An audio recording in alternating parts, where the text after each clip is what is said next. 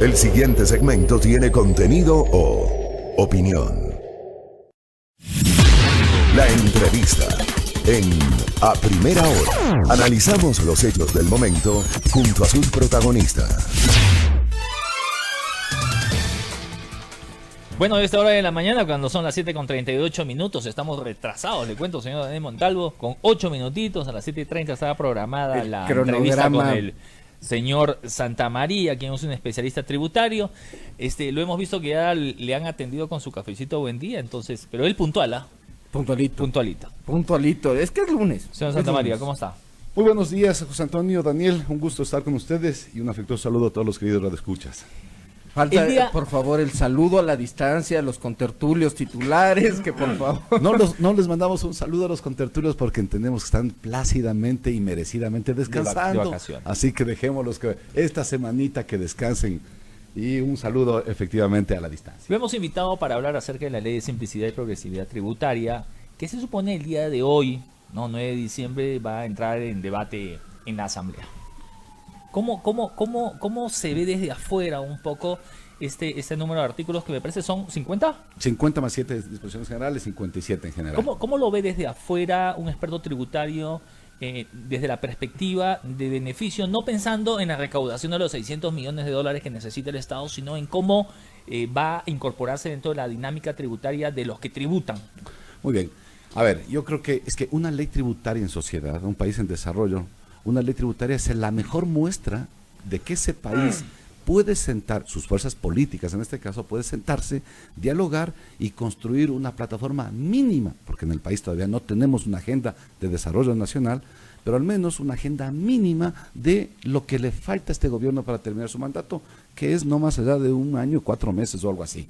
Por lo tanto, una reforma tributaria a estas alturas del partido de este gobierno, lo que mayor valía tiene es el mensaje que envía, y sobre todo a quienes, a nuestros organismos internacionales, a quienes nos prestan dinero desde afuera, a quienes nos ven como potenciales receptores de inversión, al inversionista nacional, desde luego al empresario, al comerciante, etcétera, local.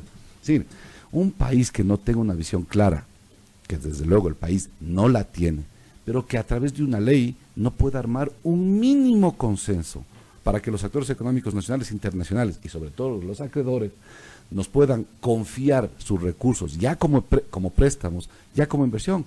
Esto sería casi el hecatombe de este gobierno finalizado. Corríjame con algo.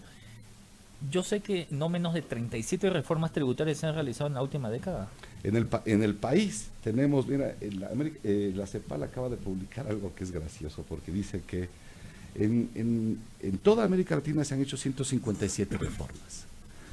En toda América Latina en los últimos 10 años, 157 reformas. Ahí estamos en el primer puesto. Y nosotros tenemos el 20% de todas estas, cerca de 29 reformas tributarias. Esto quiere decir que el país tiene que ir avanzando en diferentes modelos. Primero, ¿por qué pasa esto, José Antonio?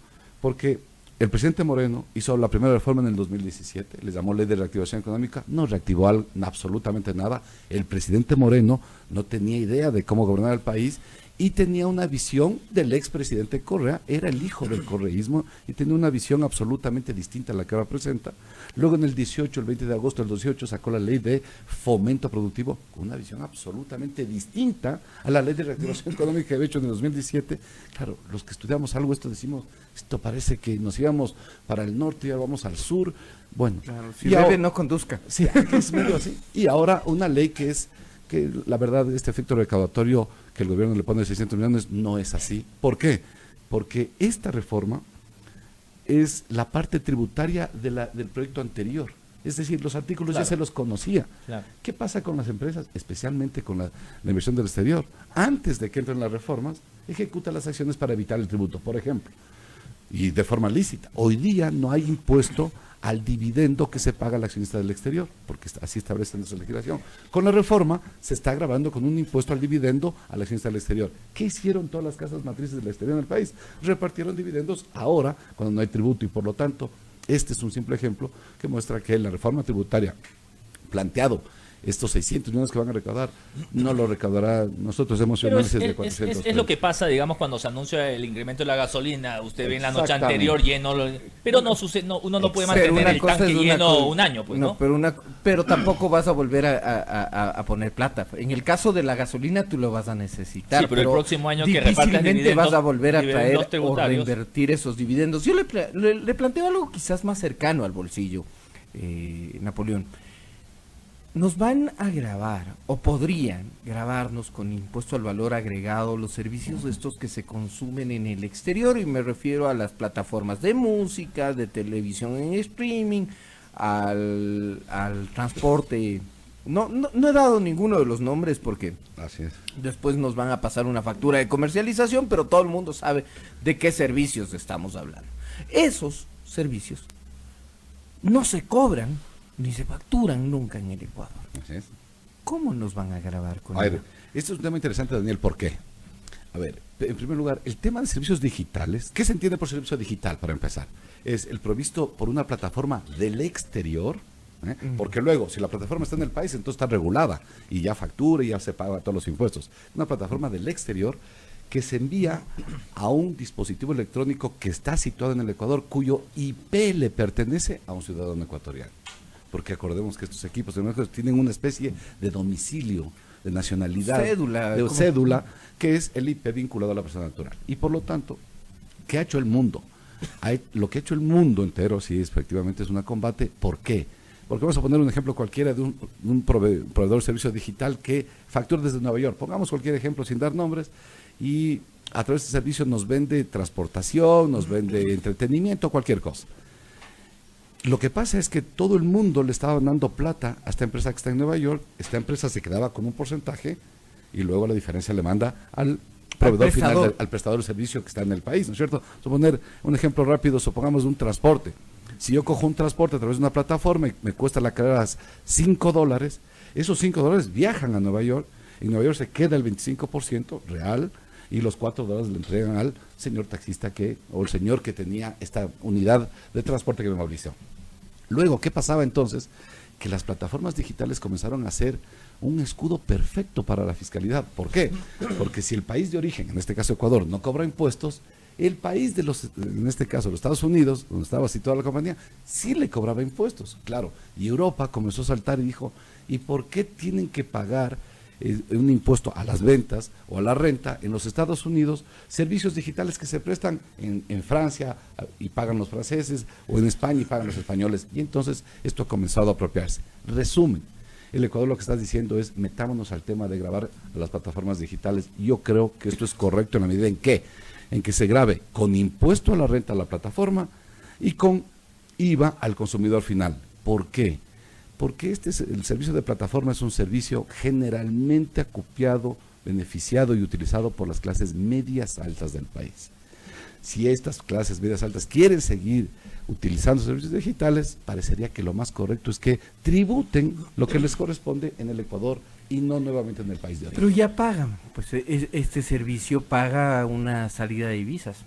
Y es que usted cuando lo haces vía tarjeta.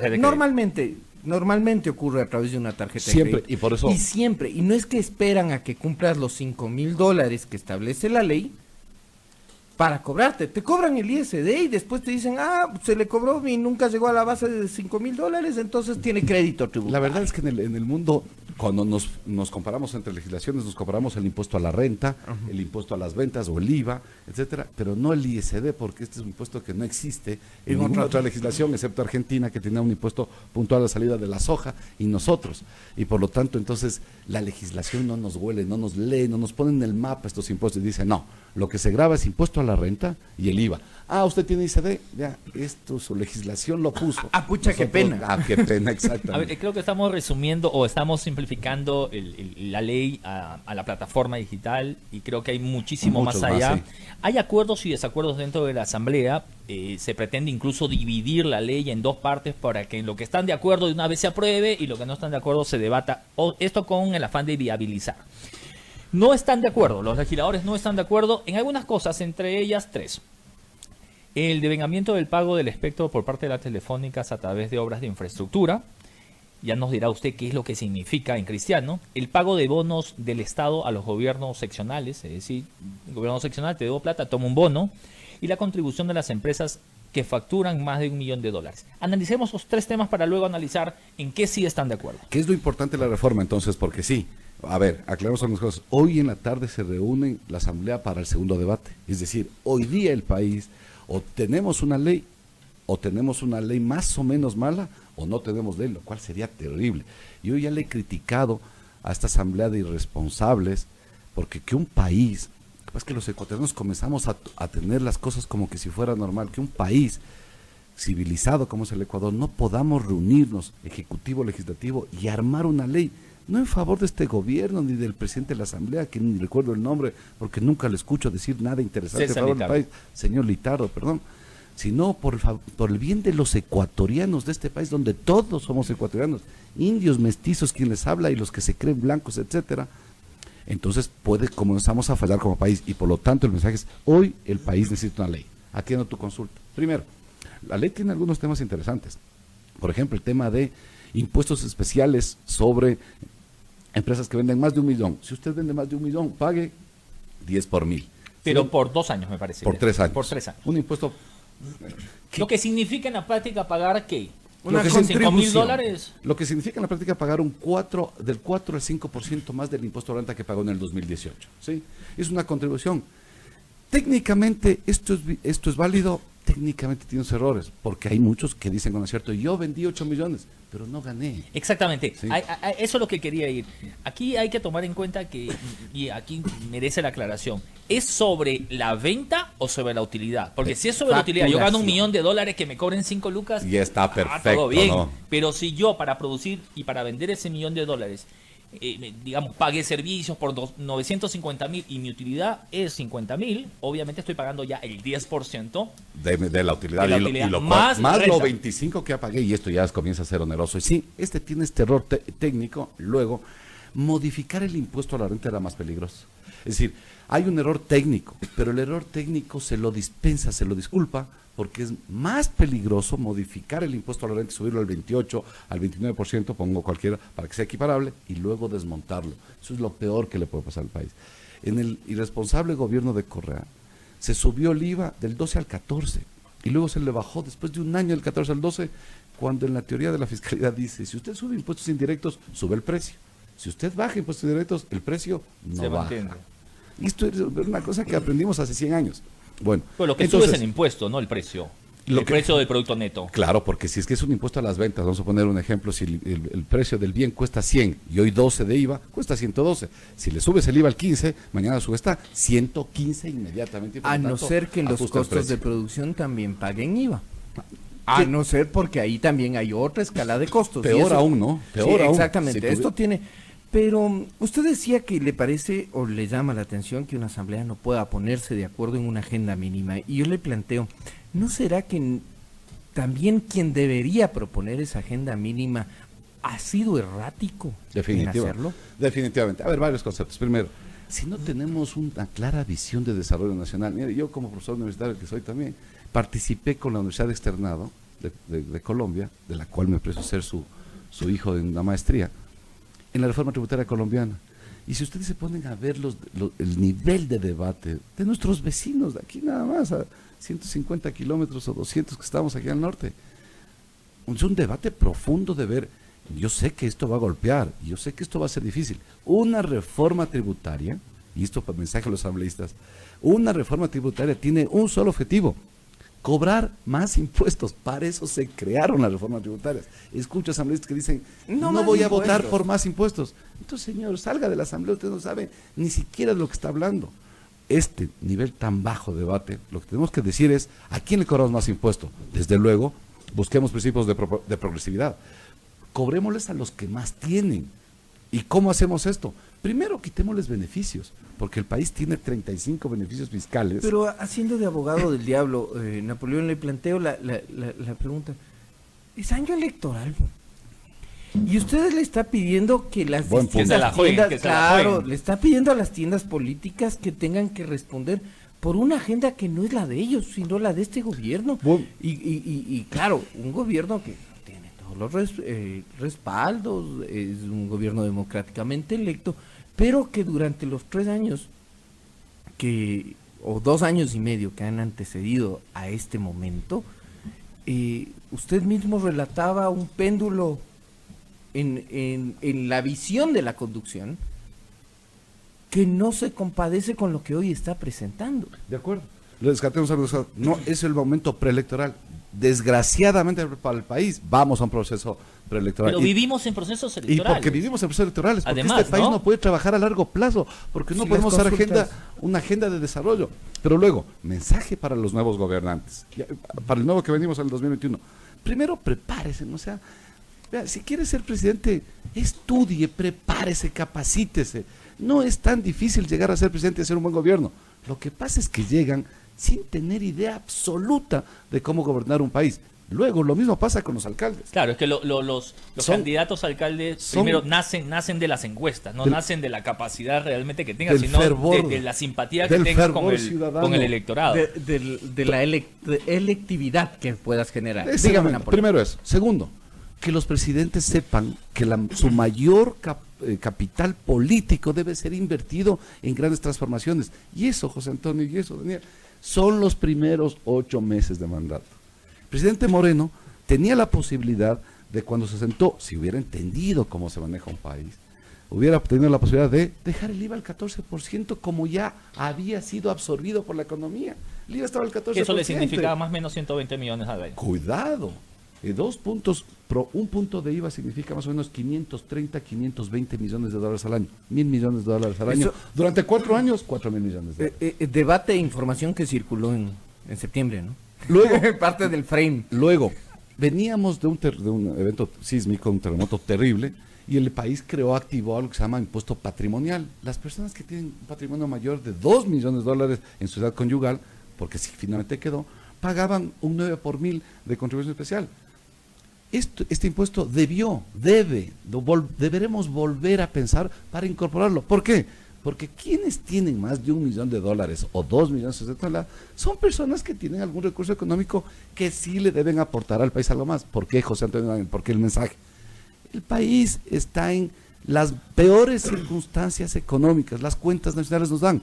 Los ingresos son menores a los gastos, como que usted en su casa gana 1.000 de sueldo, pero tiene que pagar 1.200 de gastos mensuales. Esto no se aguanta.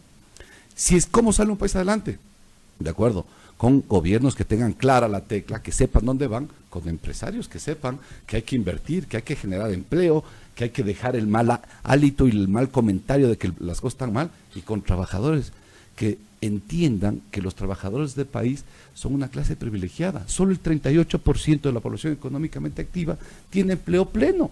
Estas reformas y estos grandes cambios deben servir ¿para quién? Para quienes no tienen empleo. Claro, yo le agregaría una cosa más, y creo que, aunque parezca superficial, es algo que a mí siempre me ha llamado la atención: el dejar de hablar mal de nosotros mismos, ¿no? O sea, tenemos esta fascinación en destruir cualquier hipótesis planteada por cualquier persona, sea de la corriente, y peor si no es de la corriente. Es decir, caemos en este remolino de hablar mal, de destrozar, y hay un planteamiento y buscamos la quinta pata del gato en lugar de verle, digamos, las 4 patas para ver al menos cuál es el norte del país, ¿no? Y fijar un norte. Y fijar un norte. Y entonces, en este orden de cosas, lo que tú me preguntabas, el tema de este impuesto de contribución temporal que duran 2-3 años, es correcto, técnicamente puede ser no lo mejor, pero es lo que necesita el país. Ok, el pago de bonos del Estado a gobiernos, con bonos del Estado a los gobiernos seccionales. A los gobiernos seccionales la ley establece que les devolvamos el IVA y adicionalmente la asignación presupuestaria. Hoy día el gobierno está atrasado, sobre todo la devolución del IVA. La primera discusión del país: ¿por qué tenemos que devolverles el IVA al municipio? ¿Qué municipio ha hecho bien la gestión con las finanzas públicas? ¿Cuántos municipios, José Antonio, del país están con glosas, tanto que establecen responsabilidad civil, administrativa y penal de la Contraloría General del Estado? ¿Cuántos alcaldes se han enriquecido de los fondos públicos? Entonces yo creo que esto hay que devolver ¿por qué tenemos que devolver el IVA a municipios, y especialmente a 221 municipios que comienzan a ser, mejor dicho, ya son un foco de corrupción peligrosa? Por lo tanto, yo participaría que la Asamblea prevea esta devolución mientras la ley no cambie, en la medida en que sean entes gubernamentales, cero deudas con el Estado, especialmente con Perfecto, en eso no están de acuerdo. Y en 3 cosas o 4 cosas o más cosas, pero quiero subrayar 4, sí están de acuerdo. El incremento al ICE, a la telefonía celular para planes postpago. Porque no es muy técnica, pero es recaudatoria. 108 millones de dólares produce esa reforma. Impuesto a las fundas plásticas. Que es un impuesto ambiental. El país tiene que ir avanzando. Un país no solo nace, sale y progresa por ser rico, sino por ser culto, educado y tener responsabilidad con el medio ambiente. En el país ni siquiera hemos podido hablar de estos temas. La gente se compromete con un impuesto verde, digamos, cuando el recurso está destinado a campañas, a programas y proyectos, ya sea sociales o educativos, que vayan orientados a fomentar esa cultura. Definitivamente. El recaudo de este impuesto tiene que ser una obligatoria del gobierno para que se cree un fideicomiso encaminado exclusivamente para que esos fondos vayan a preservar el medio ambiente. Otra, nuevas reformas de calcular el impuesto a la renta con base en los ingresos. El tema de lo que estábamos hablando, el 1 por 1000 sobre aquellas empresas que vendieron más de $1 millón, el 1.5 más de 5 y el 2 por 1000 o el 20 por 1000, aquellos que vendieron más de 10. Y este que es un aspecto, digamos, romántico, pero que al final del día sí toca los bolsillos de algunas familias ecuatorianas, que es la remisión de intereses, multas y recargos para los préstamos educativos. Esta no es una norma tributaria, no debería estar en una reforma tributaria. Se lo puede hacer por decreto, ¿no? Se lo puede hacer por decreto y ya está, pero esta es la parte romántica de una reforma tributaria para ablandar lo duro que significa el recaudo tributario, porque, nuevamente, una reforma tributaria es para cobrar más impuestos y sobre todo a los que más tienen. Luego de esta reforma, quizá decirles que lo que el país debe tratar a futuro ya no es más impuestos ni más grabaciones, sino controlar 2 cosas. La corrupción fiscal, que significa evadir el pago de impuestos, que la CEPAL nos pone en 5.100 millones de dólares, el 5% del PIB no se paga en impuestos en el país, y no se paga por 2 cosas, porque hay grandes estructuras criminales dedicadas a evadir, y porque hay una informalidad manifiesta todavía en actores económicos que hacen imposible la recaudación. Y 2, el tema de eliminar esa cantidad de beneficios fiscales que solo están beneficiando a determinados grupos socioeconómicos que pueden acceder a este tipo de exenciones y no a la inmensa mayoría de ecuatorianos. Ahora le pregunto, y es que esto sale de la mayoría de comentarios que estamos recibiendo a través de la transmisión en Facebook Live, dicen... ¿Es partidario usted, por ejemplo, de que la reforma debía haber contemplado un incremento al IVA? El país no necesita, mi querido Daniel, no necesita una visión de tratar impuesto por impuesto y ver cuánto nos puede generar cada impuesto. No, lo que necesitamos como país es de saber cuál es nuestra visión de desarrollo, qué vamos a hacer para desarrollarnos como país, dónde vamos a apuntar. Y una vez que definamos entonces nuestro fin, que fiscalmente es lo correcto, luego veremos qué herramientas vamos a utilizar para ese fin. Entre otras, bien podría incrementarse algunos puntos del IVA, porque el promedio de América Latina es 15.8 y el Ecuador se mantiene en el 12%, pero luego desmontar algunos otros impuestos que comienzan a ser perniciosos para la economía, como son los ad valorem o los aduaneros, donde en Panamá tienen el mismo vehículo a la mitad de precio que lo que tenemos en el Ecuador. Así que un conjunto de reformas pro país todavía creo que se puede trabajar, y ya no con actores políticos. Las reformas exitosas han venido desde la academia, y ojalá la academia se quiera comprometer con este tema de desarrollo nacional. Perfecto, son las 8 de la mañana con 1 minuto. Le damos las gracias a Napoleón Santamaría, especialista tributario, con quien hemos estado hablando un poquito acerca de la ley de simplicidad y progresividad tributaria, que el día de hoy va a tener, digamos, algún tipo de definición, ¿no? En el legislativo. Así es. Si bien es cierto, si hay una corriente que, como señalábamos al inicio de la entrevista, está orientada a que se debata en lo que están de acuerdo para sacarlo rápido y darle al gobierno la posibilidad de que pueda digamos, tener es que, elementos y herramientas. En la sumatoria de votos le van a faltar votos al Ejecutivo. Le van a faltar, y en este momento, créanlo para o no, aprobarlo, señores, están buscando los votos en el correísmo o Revolución Ciudadana, porque si no, ya el socialcristianismo les ha dicho que en la parte en la que se crean nuevos votos, nuevos impuestos, perdón, va a decir no. No van. Por eso digo, no, que la estrategia de dividir, y aprobar lo que está, digamos, donde hay los votos, para dejarlo. Lo ha señalado el experto. ¿Para qué son las reformas tributarias? Normalmente para subir los impuestos. Son las 8 de la mañana con 2 minutos, entonces